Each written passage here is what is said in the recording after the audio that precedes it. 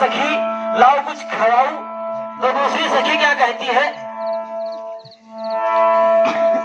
कहने लगी कि का खवाई, तो कहला कि आसकी खवाऊं।